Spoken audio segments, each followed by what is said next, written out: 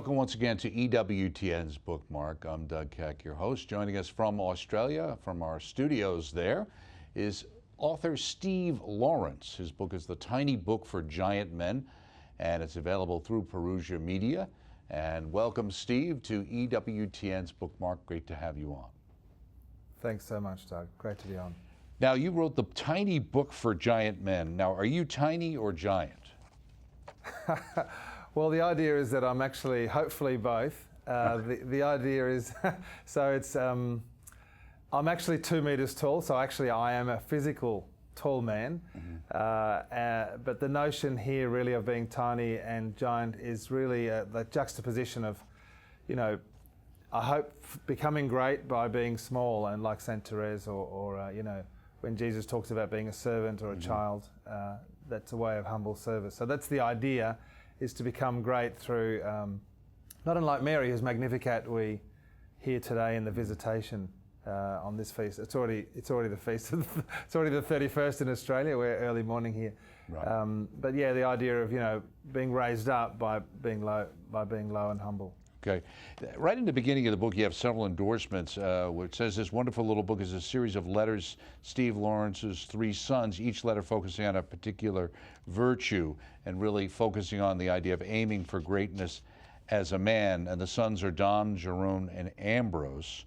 And basically, you lay out 19 essential qualities of manhood, which you stuff into 100 pages. How did you get it down to 19? How did you pick those? And how'd you get it down to fitting into 100 pages?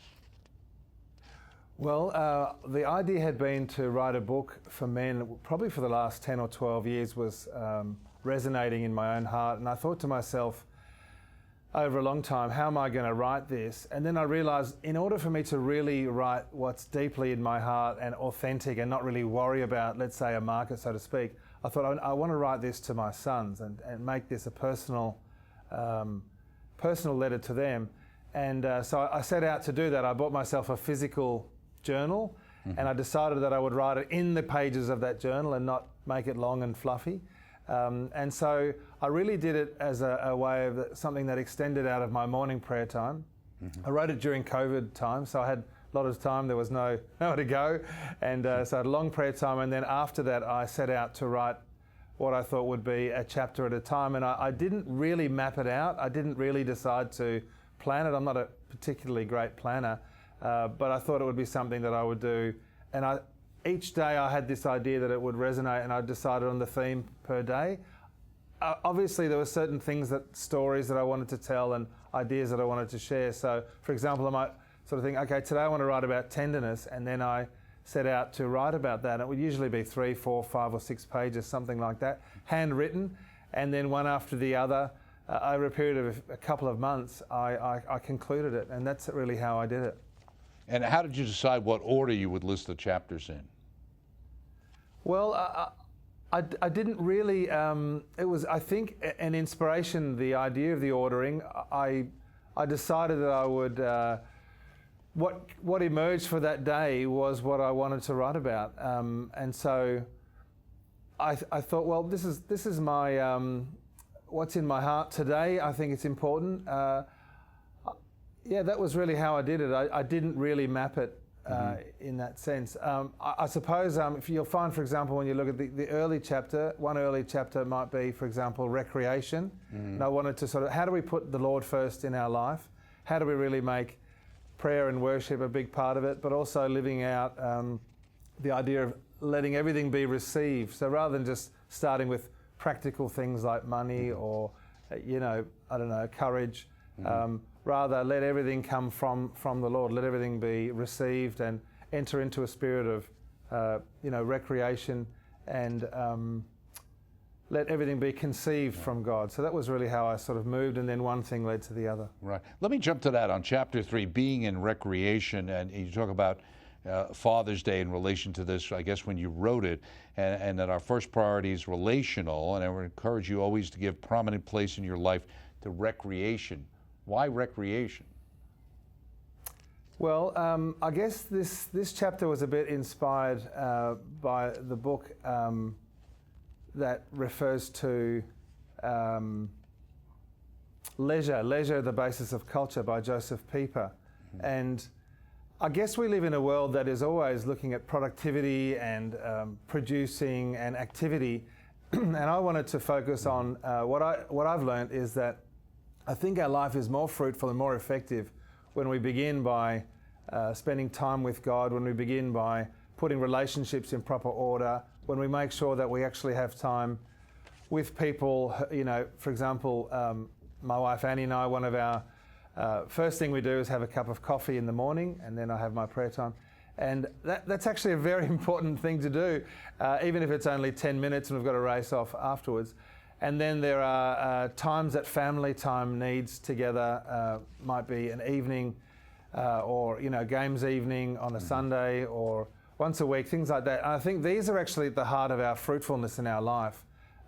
More so, they kind of underpin the things that we live and what we do on a daily basis in our work and in our other activities. Now, I've heard of Monopoly. What is Spy Alley? So Spy Alley is just one of the many games we play in our place. It's it's a little detective game. You have a character who's either a Russian or American or British or whatever, and it's just a game. The other question I had: do most people in Australia drink tea or coffee? Well, Melbourne, where I come from, is a bit of a coffee capital in Australia, probably because of the Italian heritage, which is quite strong. So I'd say coffee, maybe because I drink more coffee than tea, but we drink both. I mean, it's quite a strong English and Irish heritage who drink a fair bit of tea, but coffee's strong, and you have also the Turkish and the other strong coffee drinkers. Yeah. Now But it's not a major point. Right. So you dedicated the book, in a sense, to John Paul II, but also to Cardinal Pell. And you talk about clearly what an impact he had on you. And you talk about the first time you met him was back in 1990 after attending the Walk for Mary.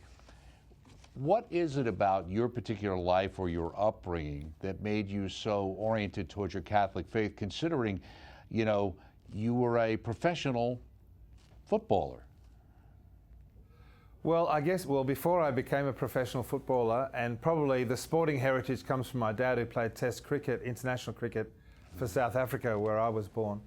And he was in fact an orphan, but strongly influenced by a Jesuit at the boarding school where he was sent when his mother died and he was 13. And basically that Jesuit, Father Landreth, really strongly influenced him in areas of character and faith. And so that faith and those principles of character were passed on to my brothers and myself growing up. And sport was a huge part of our family. But it was actually Australian football that was a big a door open for me in that area. And I played professional football with Hawthorn in the Australian Football League. But faith was important. And particularly it opened up when I was about 12. Dad had been on a pilgrimage to Fatima and implemented the message of Our Lady of Fatima in our home. And at the same time, my mum and dad's relationship was breaking down, and there was a lot of conflict in my home during that period, and really God entered my heart in a strong way through the Rosary and through John Paul II's influence and the lives of saints and the Catechism of John Harden and that kind of thing. Right. And really prayer became important and faith became very significant for me from that time as a 12-year-old, and that was one thing that led to the other, and it became a central part of my life ever since. Right. Now, you talk about the different things you've done, the director of youth ministry in 1996. One of the things you were involved heavily, right, with multiple World Youth Days, with taking people from Australia, but also with the World Youth Day that occurred in Sydney in 2008, right? Yeah, so the Sydney World Youth Day was, I was one of the directors of that, Director of Evangelisation and Catechesis, and coming back to the Cardinal, he led that and had the vision for that, and like many other things, has been such a driver in Australia for the renewal of the church. And yes, it's true, I was very fortunate to meet him when I was just 20, and at this Walk for Mary, and my brothers and I went there and were struck by it. We were starting a youth ministry or a kind of parish ministry in our parish, and we wanted some support and made contact with him.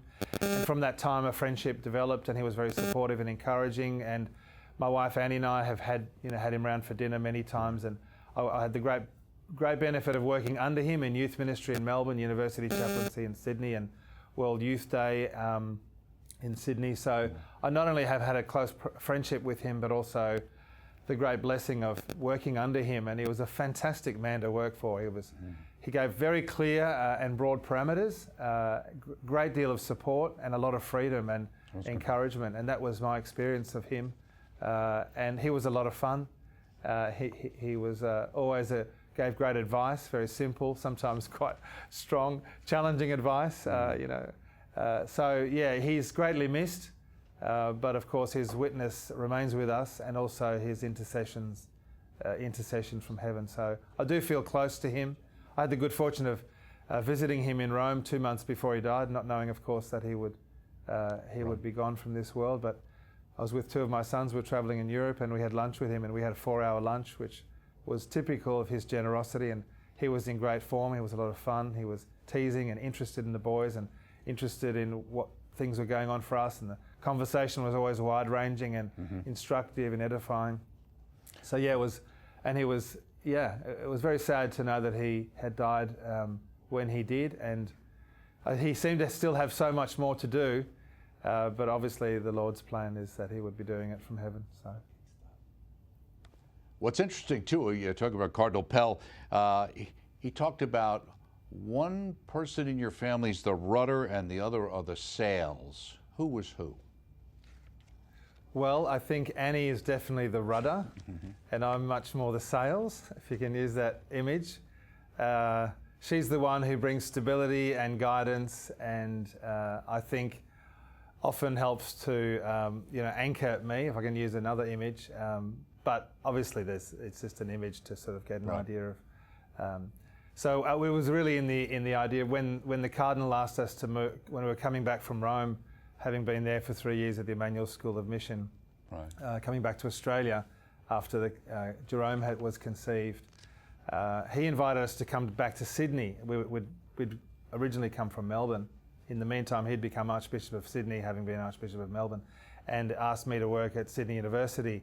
But he actually telephoned us, and he spoke to Annie first, not me, knowing that really the bigger hurdle would have been to get past Annie. So he spoke to her about it first, and then me. And by that time, she was very keen to make sure we'd come back to Melbourne, to Sydney. So that was the idea behind that idea of the sails and rudder. Now, you almost ended up in New York, right? Well, yes. The School of Mission, the Emmanuel community was discerning about setting up an Emmanuel School of Mission in the US, which eventually it did. But at that time, we just conceived Jerome, and this is part of a miraculous story about discovering that. But and with the birth of Jerome, it meant that we would need to go back to Australia. The discernment was that we were called back there, and it ended up being to work for the World Youth Day in Sydney, and the School of Mission was established a little bit later in New York, and we weren't part of that. Yeah, I mean, you tell the story here about a student who kind of comes up to you and mentions some kind of intuition, a word of knowledge, right?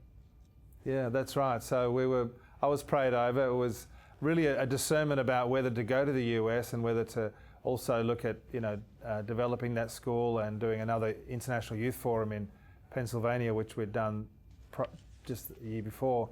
And when I was prayed over, after it finished, a student from California, Jerry, who was Mexican, Hispanic, American, said to me, Steve, I'm not really in favour of any of this kind of charismatic stuff. And he was actually at that time considering leaving. It was quite at the beginning of the year of the school. And he said to me, but I definitely heard a voice, and the voice said to me, Annie is with child. Now, we had no knowledge at that point of a pregnancy. And I'd been praying while I was being prayed over, Lord, what about Annie? What about Annie? So the actual phrase itself touched me very deeply, because two things. One was, it's a very biblical expression, Annie is with child. It didn't say you will be a father or something like that. And the other was, in response to my question, I'm thinking, what about Annie? What about Annie? Because I wanted to go and she was against going. That was the idea. And the answer was, well, Annie is with child. And when we looked at the dates of when the baby would be born, which we discovered a couple of days later, Annie was pregnant. She felt cramps in her legs and got a test. We found that the date of the baby's birth was exactly going to land on the time when we would have the youth forum in America. And so that knocked that off. I could hardly be there when she's having a baby. Right. And so the dominoes began to fall, and it was clear that the Lord wasn't calling us to the States at that time. Right. Yeah. But it was calling us back to Australia, to Sydney, and then eventually back to where we are now in Melbourne, where we've been the last 15 years. Right. Chapter 1 is on freedom. And first of all, you mentioned the fact that your three sons, Dom, Jerome, and Ambrose, all agreed to let these letters be published, right? And you say at the very beginning, I don't know where to begin, but allow me to begin, as does the Word of God, with the question of freedom. How does that tie into the Word of God, freedom, in your mind? Well, the idea was really, when I say the beginning, I was thinking there in particular with the Ten Commandments. When God outlined the Ten Commandments, he begins by saying, I'm the Lord your God. Listen, Israel, I'm the Lord your God who brought you out of the land of slavery, the land of Egypt, into freedom, essentially. So if you want to be free, you need to follow the commandments. So it was really essentially saying, I'm the Lord of freedom. I want to make you free. Now listen to what I'm saying and follow my commands. And so really I began with freedom, and really also in the garden itself, of course there was this mistrust that entered into the relationship between the first parents and God, and they entered into slavery because they believed the serpent and followed the serpent's words, and that led us all into slavery in a real sense. Of course, it's Jesus who leads us through his death and resurrection into freedom, which we're called to live. So freedom, I think, is at the heart of what it means to be human, and of course heaven is the ultimate freedom that we're all called to live. So I wanted to begin with freedom in that way. Right, it ties in at the end. You say, my sons, heaven is our home, not this world. God has prepared a place in heaven for us. That is where our eyes ought to be fixed. The devil seeks to deceive, ensnare, and destroy us, and the weapon to protect us is the Word of God. Do you think in a lot of cases, for a lot of young people especially today, they don't have that sense of this being a transitory place and that there being this eternal destination?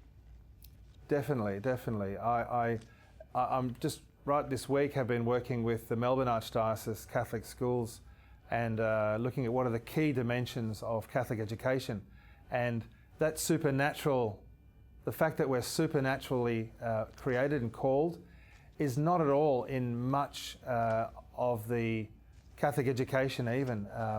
It's a lot very, very secular, in fact. So I think we really need to re-establish the sense of grace in our lives in this world and also our eternity, that we're, really education should be education for eternity. And it's, often we talk about end goals and ultimate objectives and that kind of thing, but we don't really go to the ultimate, which is heaven. And I think that needs to be a really big focus in our parenting and in our education and in our personal thinking. With my decisions that I'm living today, how am I actually gearing myself toward my eternal future? And I think it helps to sift a lot of the dross from the gold when we're making decisions on a daily basis. Right. In chapter 2, having to do with purpose, and you talk about the idea, it's my desire that each of you will find and follow your unique purpose and path. You say parents, of course, must be careful not to drive their children to resentment. As St. Paul teaches, we have to pray for wisdom, prudence, and justice in how we lead them. What do you think, what would be an example of being concerned about to drive your children to resentment? Is that trying to control their lives or what? Yeah. I mean, St. Paul talks about that. Obviously, we have to recognise the uniqueness of each child and what their qualities are and their drives and their aspirations and their gifts. And so we can't treat them all the same. So there's always a fair bit of discernment about that.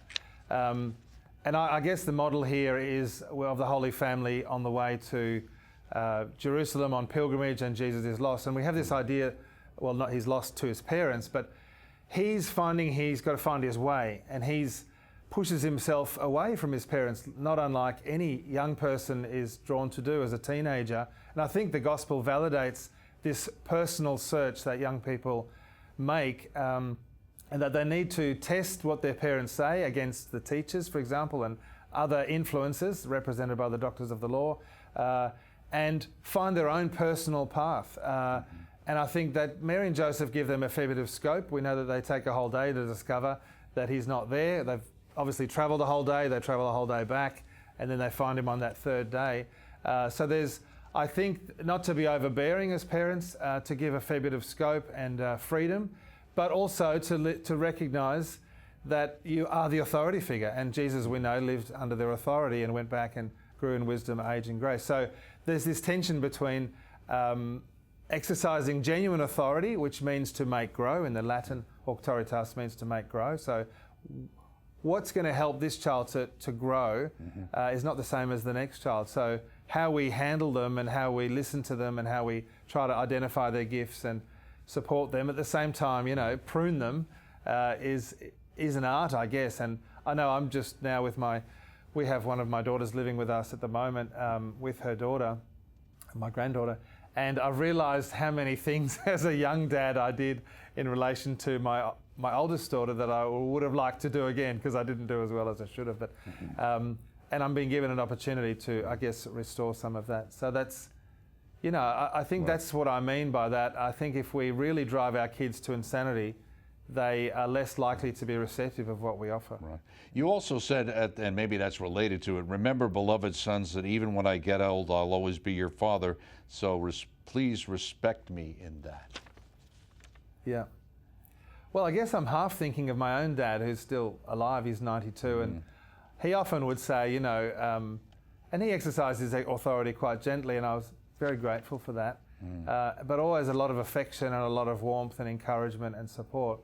But he said, you know, and he'd often quote scripture, he said, you know, this is the only commandment comes with a promise, you know, honour your mother and your father, and you will have a long life in the land of the living, and whatever exactly that means. But I've always recognised that if you really honour your parents, the Lord does bless that, because of course He's mediating His fatherhood through your parents and the legitimate exercise of their authority. So I've also said to them, you know, if you honour me and respect me, it's actually a way that you're going to be blessed by God too. So it's not about me having my ego pandered to, or that type of thing.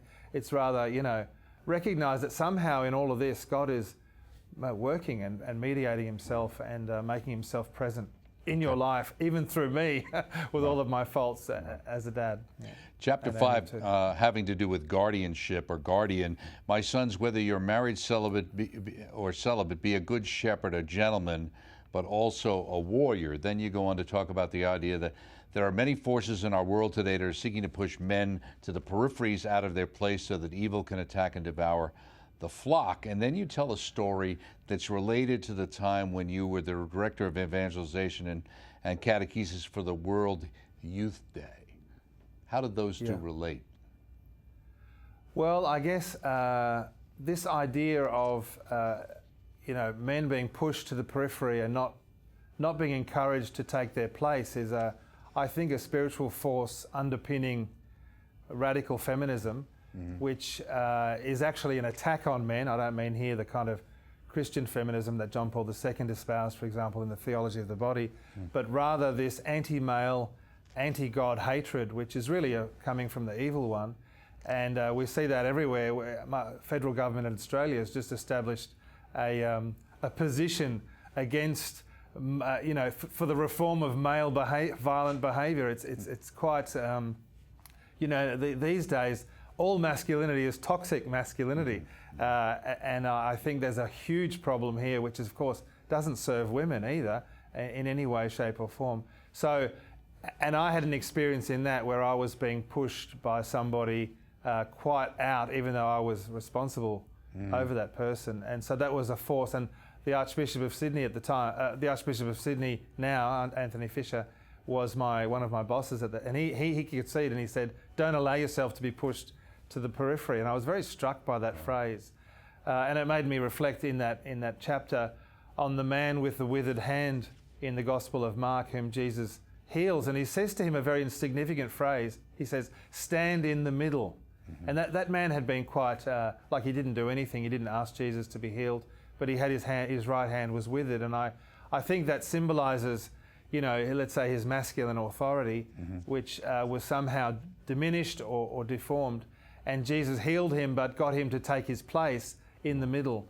And I think there's a real invitation for men today to to take their place, to really not to be pushed out to the side, to be strong but gentle and tender, and to really recognize that as guardians, we're called to be, like Adam was called, to be responsible for the garden, to protect and to bless women even, and our wives and other women, daughters and other men, and not to be afraid of standing in the breach, Right. which of course Jesus himself did do, unlike Adam, and allowed himself to be stand in the breach, right, and to allow evil really to attack him, right, and to do so in a way that was salvific. Okay. And I think men are called to do that. That's what men are called to live, whether they be bishops or priests or husbands, or even single men, to be willing to stand in the breach there and set our face like flint. I think the world today needs men who will do that in a way that's considered,